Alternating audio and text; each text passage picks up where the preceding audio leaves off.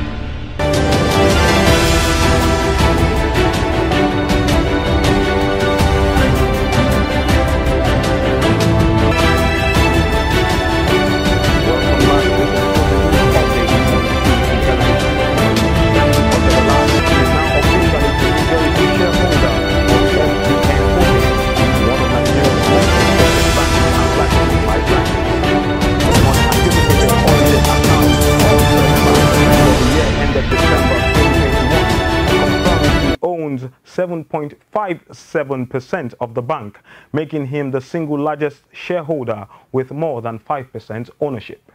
The bank's 2022 first quarter result, which was released during the week, also confirmed ownership shares out of a total of over 35 trillion, with the disclosure in the audited accounts clarifying a protracted shareholder squabble that put into question who the majority owner of one of the most systemic important financial institutions in Nigeria.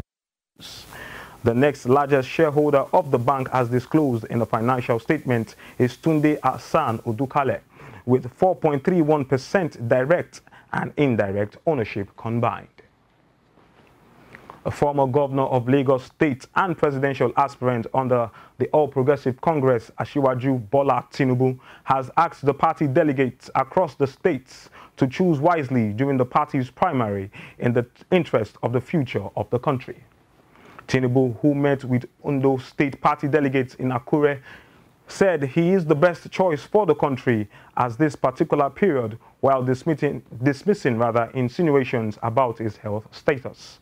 According to him, running is not because of the need for a pocket full of money, but for the love of the country, people, commitment to development, giving value to education, and a better future for the children. Former head of state, former President Goodluck Jonathan has recommended the removal of the controversial Section 84 of the new Electoral Act to allow political parties to decide modalities for candidates' elections. Jonathan gave the recommendation at a public presentation of a book by the former Minister of State for Power, Dr. Mohammed Wakil, in Abuja, the nation's capital. The former president said the National Assembly should allow political parties to have the leverage of doing certain things differently as their needs were different. Jonathan also rated low the ongoing primaries by political parties to elect candidates for the 2023 general elections because of provisions of the 2022 Electoral Act. He said the primaries where only elected delegates were allowed to elect candidates was already a failed process. The Senate Majority Leader and governorship aspirant in Abia State, Naya Abaribe, has dumped the People's Democratic Party and resigned as the minority leader in the upper chamber of the National Assembly. Abaribe was one of the top contenders for the party's governorship ticket in Abia State and has pulled out of the primaries about 78 hours earlier. He confirmed his exit from the PDP and as a minority leader in both the party and the Senate in separate letters to the ward chairman of the PDP in Obingwa local government area of Abia State and the president of the Senate and the National Assembly. Abaribe cited reasons of illegality, impunity, and hesitations in decision-making for his decision to dump the party. We take another break, and when we return, the news will continue.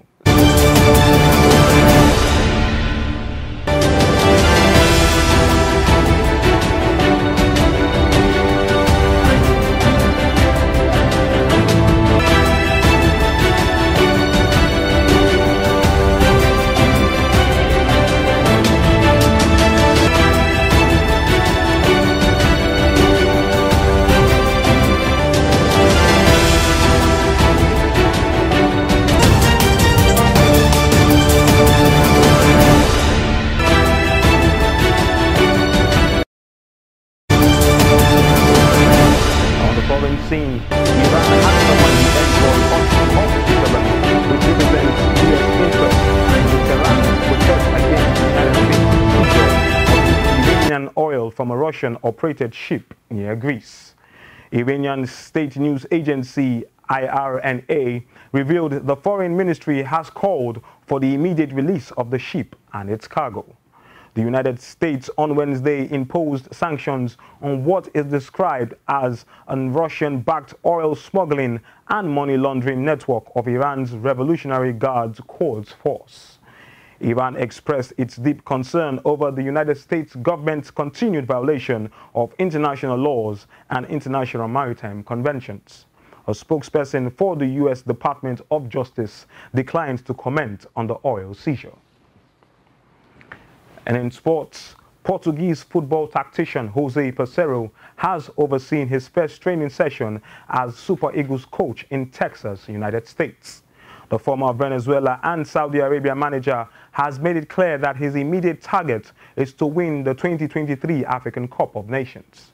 However, there is some way to go before the target is met, as the Super Eagles have to qualify from an African Cup of Nations qualifying group containing Sierra Leone, Guinea-Bissau, and Mauritius.